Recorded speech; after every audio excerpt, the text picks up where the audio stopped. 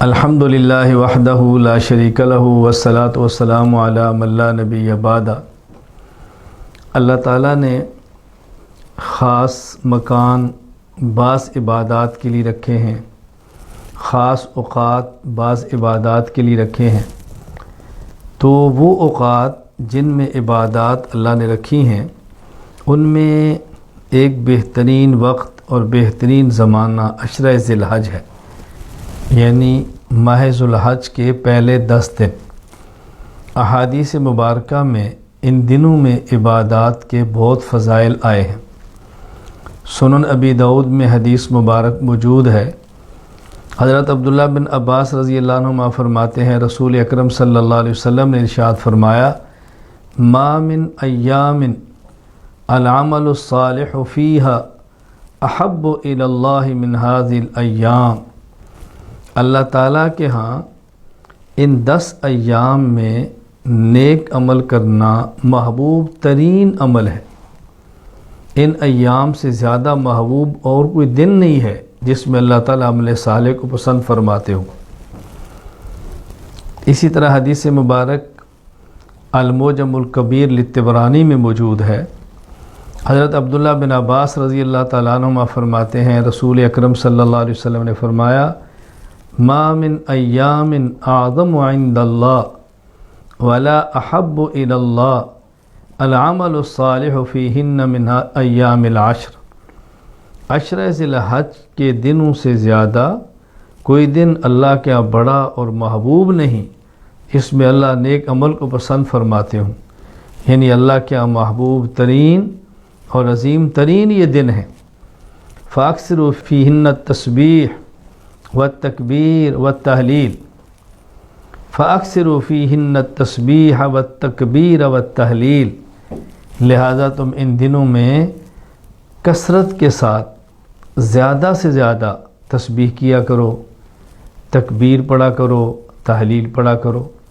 تسبیح سے مراد سبحان اللہ، تکبیر سے مراد اللہ اکبر، تحلیل سے مراد لا الہ الا اللہ، یعنی ان دنوں میں سبحان اللہ، اللہ اکبر، لا الہ الا اللہ کثرت کے ساتھ بہت زیادہ پڑھا کرو۔ سنن ابن ماجہ میں ایک حدیث مبارک موجود ہے۔ حضرت ابو امامہ رضی اللہ تعالیٰ عنہ فرماتے ہیں، رسول اکرم صلی اللہ علیہ وسلم نے فرمایا، من قام لیلۃ العیدین محتسبا للہ لم یمت قلبہ یوم تموت القلوب۔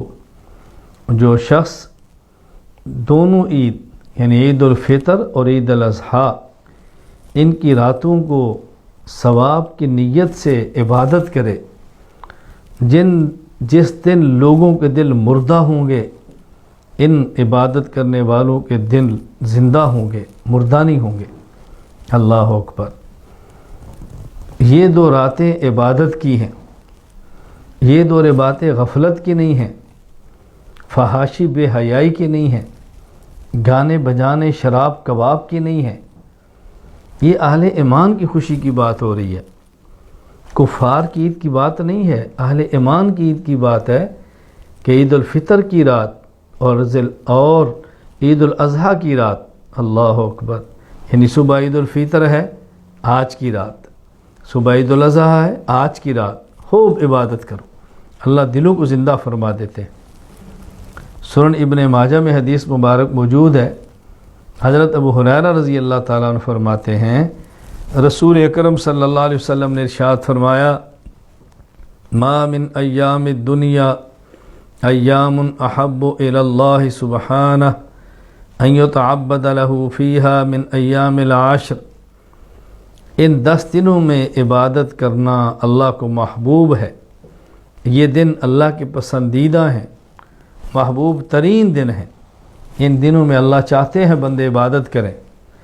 وَإِنَّ صِيَامَ يَوْمٍ فِيهَا لَيَعْدِلُ صِيَامَ سَنَةٍ وَلَيْلَةٍ فِيهَا بِلَيْلَةِ الْقَدْرِ۔ اللہ اکبر۔ فرمایا وَإِنَّ صِيَامَ يَوْمٍ فِيهَا لَيَعْدِلُ صِيَامَ سَنَةٍ، ان دنوں میں ایک دن کا روزہ رکھنا 1 سال کے روزے کے اجر کے برابر ہے۔ ولیلۃ فیہا بلیلۃ القدر، اور ان راتوں میں ایک رات کو جاگنا ثواب کے اعتبار سے لیلۃ القدر کے برابر ہے۔ تو اللہ تعالیٰ نے ان ایام کو محبوب رکھا ہے، ہمیں ان ایام میں عبادت کرنے کو محبوب رکھنا چاہیے۔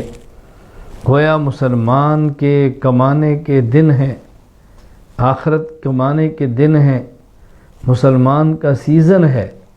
جس طرح دنیا کا طالب یہ دیکھتا ہے کہ موسم اور سیزن کون سا ہے تاکہ دنیا زیادہ کماؤں، اللہ سے محبت رکھنے والا، جنت کا مشتاق، اللہ کی محبت کا دل دادا، وہ دیکھتا ہے کہ کون سے دن، کون سا سیزن، کون سا موسم ایسا ہے کہ جس میں عبادت کروں تو اللہ خوش ہوں۔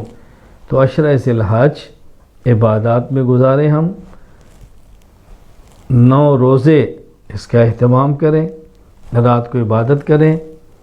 سب سے آسان ترین عبادت یہ ہے عشاء کی نماز جماعت کے ساتھ پڑھیں اور سو جائیں، گانا نہ سنیں، غیبت نہ کریں، فضول بات نہ کریں، صبح اٹھ کے تہجد پڑھیں، فجر کی نماز جماعت سے پڑھ لیں، اللہ تعالیٰ پوری رات اجر اور ثواب کے اندر رکھ دیں گے۔ خواتین پر جماعت واجب نہیں ہے، وہ اکیلے نماز پڑھیں، گھر میں پڑھیں، لیکن اہتمام کے ساتھ پڑھیں۔ اللہ تعالیٰ ہم سب کو ان ایام کی قدر کرنے کی توفیق عطا فرمائے۔